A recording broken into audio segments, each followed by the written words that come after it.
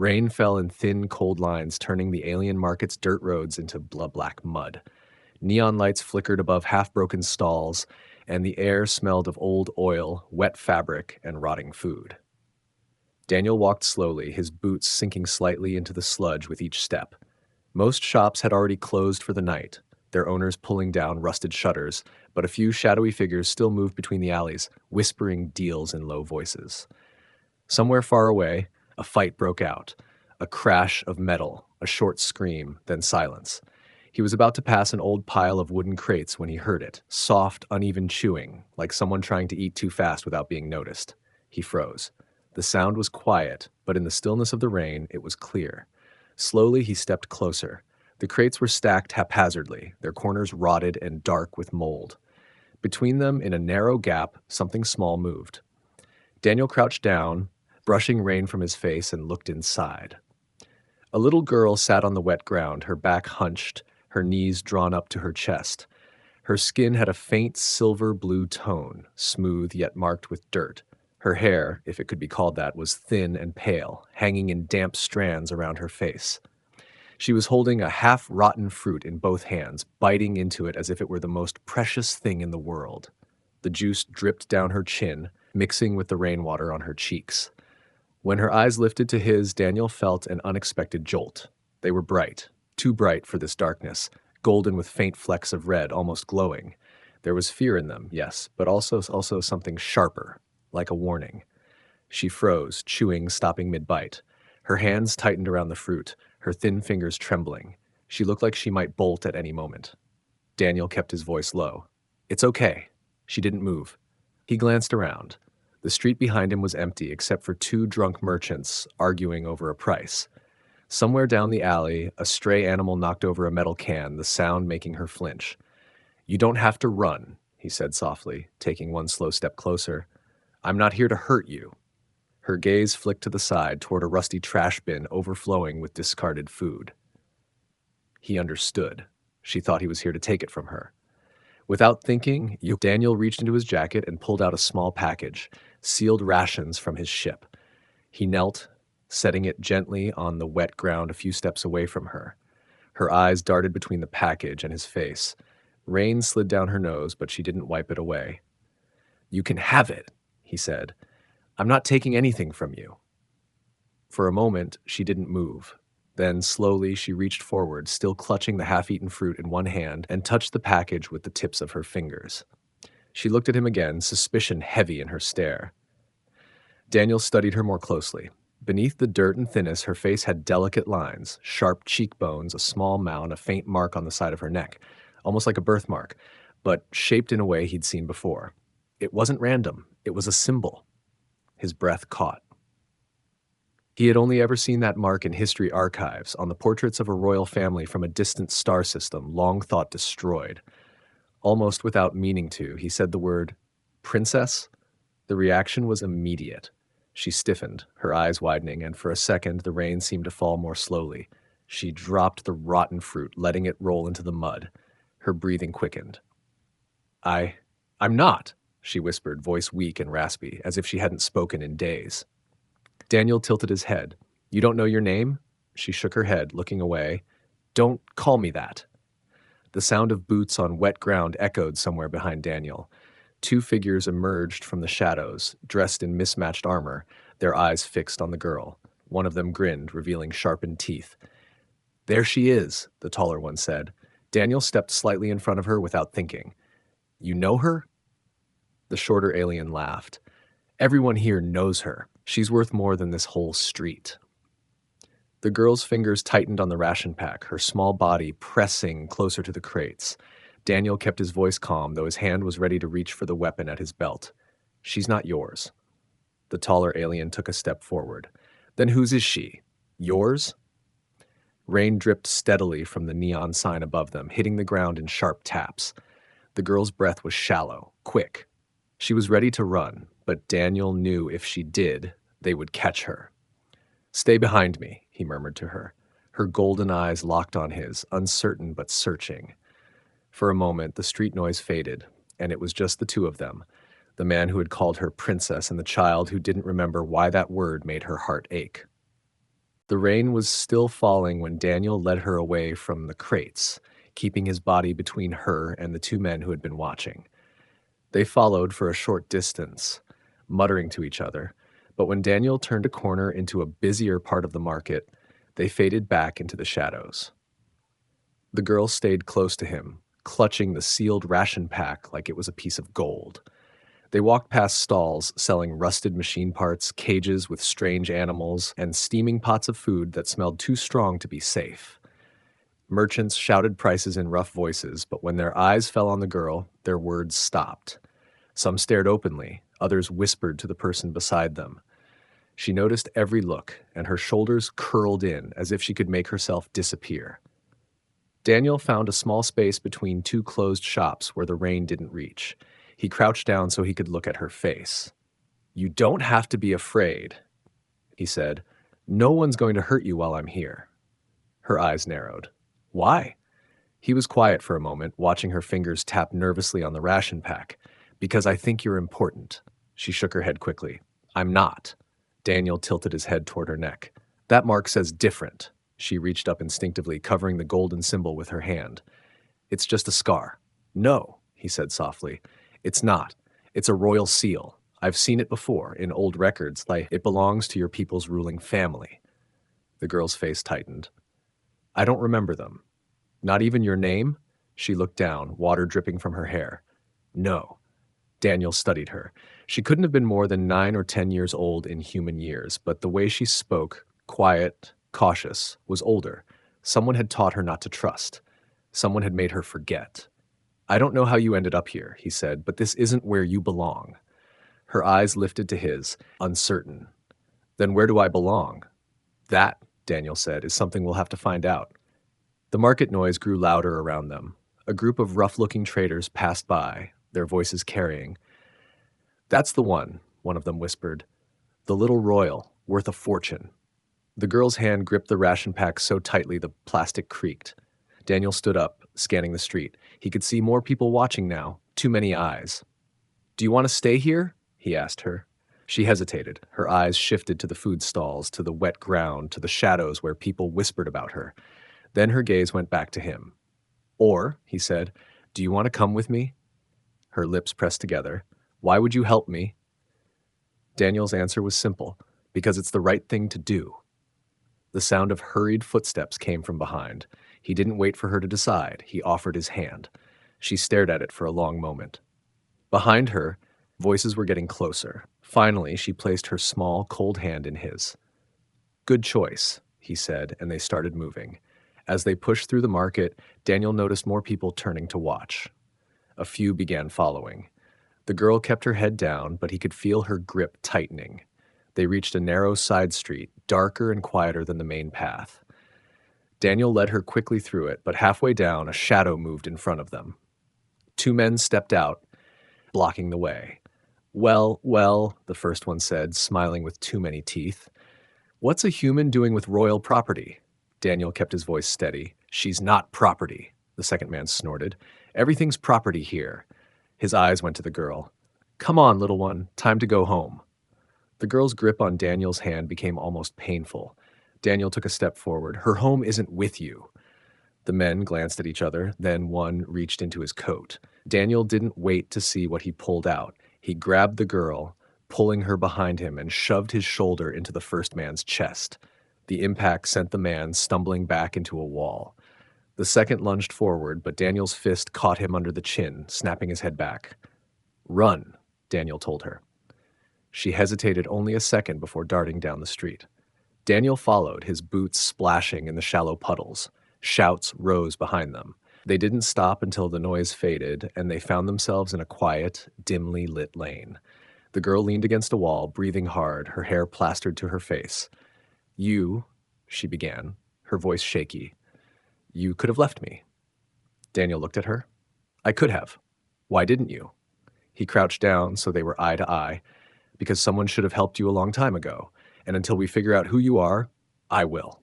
For the first time, she didn't look away. The rain outside the narrow lane still fell, but here for a brief moment the world felt still. The market lights blurred in the rain as Daniel kept moving, but the sound of heavy footsteps grew louder behind them. He glanced back. 3 more men had joined the chase, each with the same hungry look in their eyes. The girl clung to his hand, her bare feet splashing through shallow puddles, her breathing sharp and uneven. They turned sharply into a narrow street lined with broken stalls, hoping to lose them, but a shadow stepped out in front of them. Then another blocked the other end. They were surrounded. One of the gang members from before stepped forward, rain dripping from his chin. "Hand her over, human. You have no idea who you're dealing with."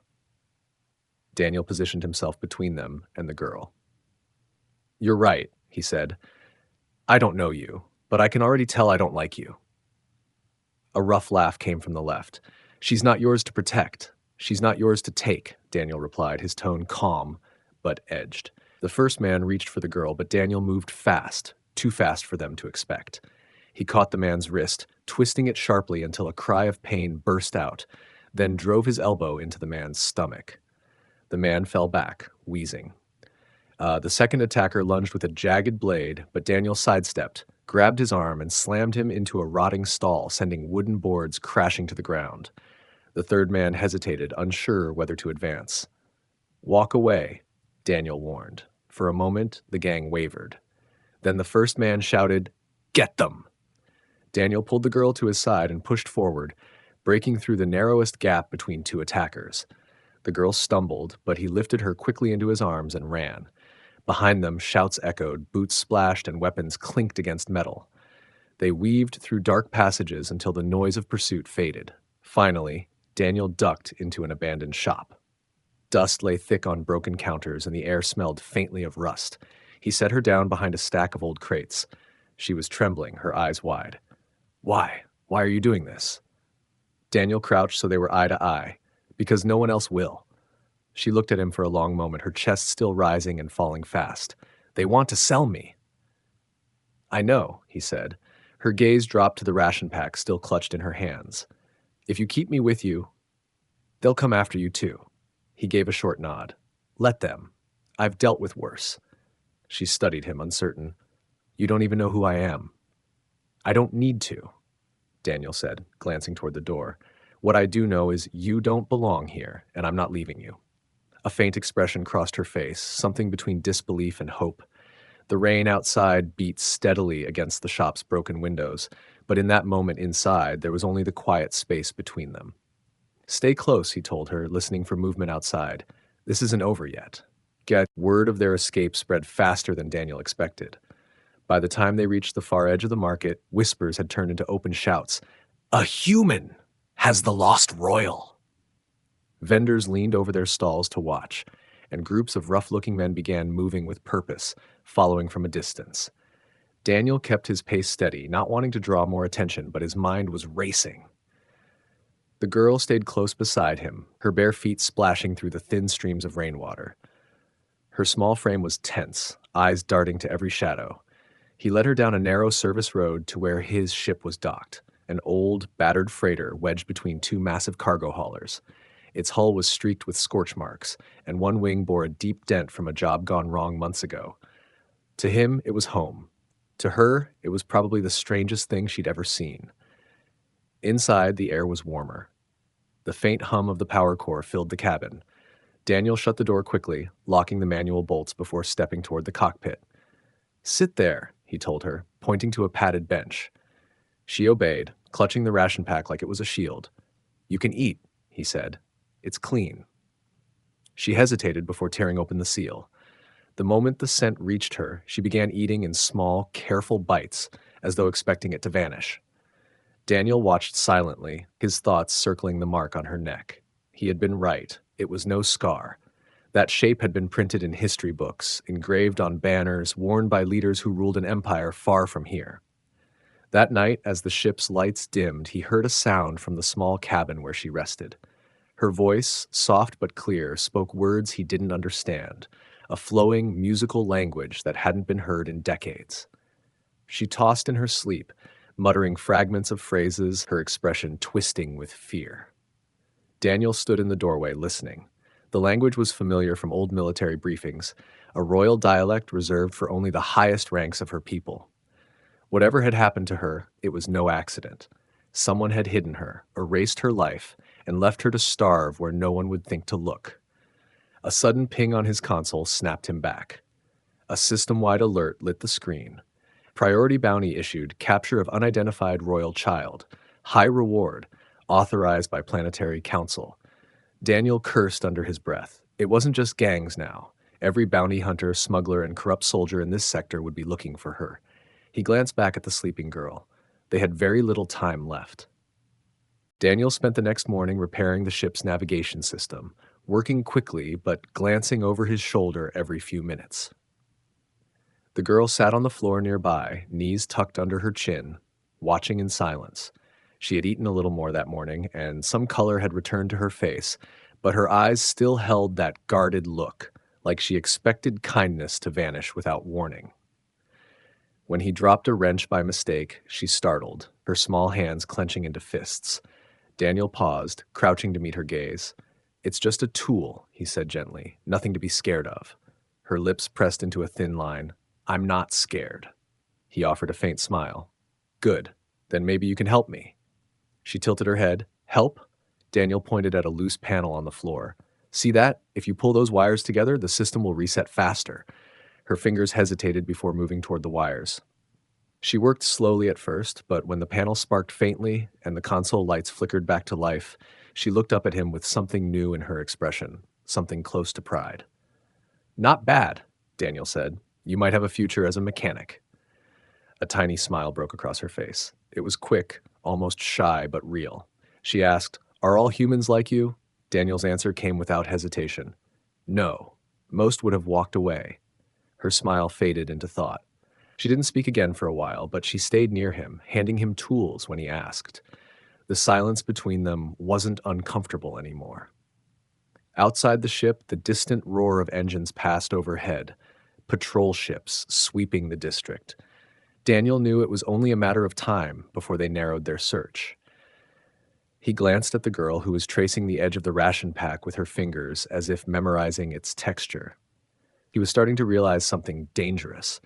The longer she stayed with him, the more he wanted to protect her, not just because of who she might be, but because she was starting to trust him, and trust once given wasn't something he could break.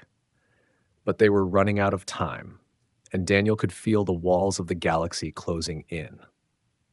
While cleaning the girl's hands after a meal, Daniel noticed the golden mark on her neck glowing faintly in the dim light of the ship. It wasn't just catching the reflection, there was a subtle pulse, like it was alive. His instincts sharpened. He reached for his portable scanner, trying not to alarm her. "Hold still for a second," he said quietly. She frowned. "Why?" "Just curious," he replied, running the device near her skin. The scanner beeped once, then displayed a string of symbols and numbers that Daniel instantly recognized, genetic authentication codes. His stomach tightened. This wasn't just a family mark. It was a biological key, locked to the bloodline of the ruling house of her species. He looked at her again, but she had turned her face away, staring at the far wall. "Does it hurt?" he asked. "No," she whispered. "It's always been there." Daniel sat back, the weight of what he'd learned pressing down on him. This girl wasn't just some lost child.